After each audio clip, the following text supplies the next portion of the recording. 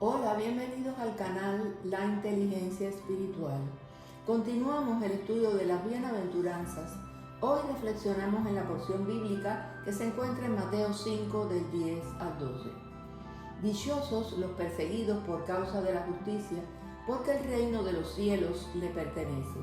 Dichosos serán ustedes cuando por mi causa la gente los insulte, los persiga y levante contra ustedes toda clase de calumnias. Alégrense y llénense de júbilo, porque les espera una gran recompensa en el cielo. Así también persiguieron a los profetas que los precedieron a ustedes. Mateo 5 del 10 al 12. Para entrar en contexto, recordemos el hecho de que aunque los judíos deseaban el advenimiento del Mesías, no buscaban la redención del pecado, sino la liberación de los romanos. Esperaban que el Mesías viniera como conquistador y no como redentor, para quebrantar el poder del opresor y exaltar a Israel al dominio universal. El odio a los romanos y el orgullo inducían a los judíos a seguir practicando rigurosamente sus formas de culto. Los sacerdotes trataban de mantener una reputación de santidad, atendiendo escrupulosamente a las ceremonias religiosas. El pueblo en sus tinieblas de opresión y los gobernantes sedientos de poder anhelaban la venida de aquel que vencería a sus enemigos y devolvería el reino a Israel. Jesús refuta a los fariseos después de haber puesto a sus seguidores en guardia contra ellos.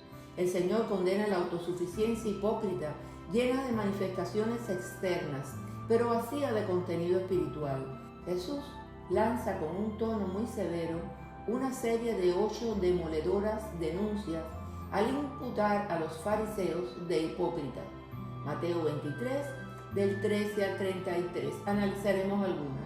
Jesús dice: «Ay de ustedes, maestros de la ley y fariseos, hipócritas, le cierran a los demás el reino de los cielos, y ni entran ustedes ni dejan entrar a los que intentan hacerlo. Ay de ustedes, maestros de la ley y fariseos, hipócritas, recorren tierra y mar para ganar un solo adepto, y cuando lo han logrado lo hacen 2 veces más merecedor del infierno que ustedes. Ay de ustedes, guías ciegos, que dicen: si alguien jura por el templo, no significa nada, pero si jura por el oro del templo, queda obligado por su juramento. Ciegos insensatos, ¿qué es más importante, el oro o el templo que hace sagrado al oro? Ay de ustedes, maestros de la ley y fariseos hipócritas, dan la 10ª parte de sus especias, la menta, el anís y el comino, pero han descuidado los asuntos más importantes de la ley, tales como la justicia, la misericordia y la fidelidad. Debían haber practicado esto sin descuidar aquello. Guías ciegos, vuelan el mosquito, pero se tragan el camello.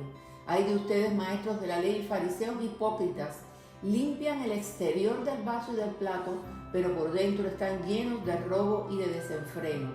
Fariseo ciego, limpia primero por dentro el vaso y el plato, y así quedará limpio también por fuera». Estas denuncias cobran vigencia hoy para nosotros y nos muestran el carácter de Cristo, sobre todo para aquellos que no quieren mostrar esta faceta de su carácter, negando el llamado que nos hace Cristo a vivir según la ética del reino de Dios. Estos actuales fariseos predican un evangelio fresa, un evangelio a medias, falso, un evangelio sin el reino de Dios y su justicia. También muchos discípulos abandonaron a Jesús. Luego que Jesús proclamara 3 veces: «Yo soy el pan de vida», y llevar el argumento más allá y aseverara que creer en Él significa participar de Él, establece un diálogo con los discípulos. Al escucharlo, muchos de sus discípulos exclamaron: «Esta enseñanza es muy difícil. ¿Quién puede aceptarla?». Jesús, muy consciente de que sus discípulos murmuraban por lo que había dicho, les reprochó: «¿Esto les causa tropiezo? ¿Qué tal si vieran al Hijo del Hombre subir a donde antes estaba? El Espíritu da vida, la carne no vale para nada. Las palabras que les he hablado son espíritu y son vida. Sin embargo, hay algunos de ustedes que no creen». Juan 6, del 60 al 71. Es que Jesús conocía desde el principio quiénes eran los que no creían y quién era el que iba a traicionarlo. Así que añadió: «Por esto les dije que nadie puede venir a mí a menos que se lo haya concedido el Padre». Desde entonces muchos de sus discípulos le volvieron la espalda y ya no andaban con él. Así que Jesús les preguntó a los 12: ¿También ustedes quieren marcharse? Juan 6, del 60 al 67. Si resumimos estas ideas buscando razones bíblicas, Isaías menciona la razón básica. Como son más altos los cielos que la tierra, así son mis caminos más altos que vuestros caminos, y mis pensamientos más que vuestros pensamientos. Isaías 55, del 8 al 9. Jesús le dice a sus discípulos: miren que la hora viene, y ya está aquí, en que ustedes serán dispersados, y cada uno se irá a su propia casa, y a mí me dejarán solo. Sin embargo, solo no estoy porque el Padre está conmigo. Yo les he dicho estas cosas para que en mí hayan paz. En este mundo afrontarán aflicciones, pero anímense, yo he vencido al mundo. Juan 16, del 29 al 33. ¿Por qué dice Cristo yo he vencido al mundo, cuando en realidad lo haría al morir en la cruz? Una vez más, habla proféticamente. El cumplimiento de esta palabra era seguro. Tenemos paz porque sabemos que Cristo ha vencido al mundo, que está sobre su trono en el cielo y que por medio de él nosotros también somos más que vencedores. Romanos 8:37. Porque todo el que ha nacido de Dios vence al mundo. Esta es la victoria que vence al mundo, nuestra fe. Primera de Juan 5:4. La iglesia ha sufrido persecución casi desde sus inicios. Las iglesias de Tesalónica fueron fundadas en medio de persecución.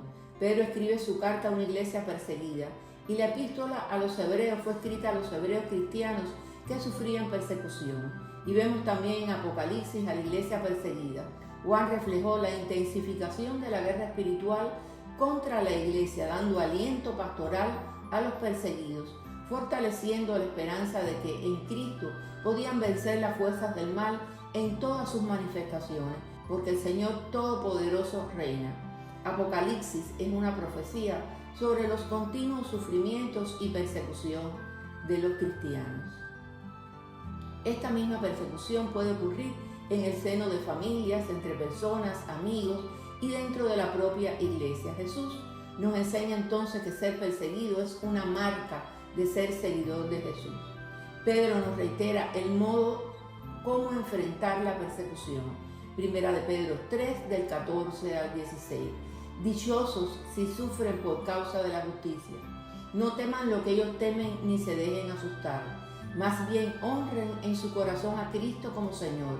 Estén siempre preparados para responder a todo el que pida razón de la esperanza que hay en ustedes, pero háganlo con gentileza y respeto, manteniendo la conciencia limpia para que los que hablan mal de la buena conducta de ustedes en Cristo se avergüencen de sus calumnias.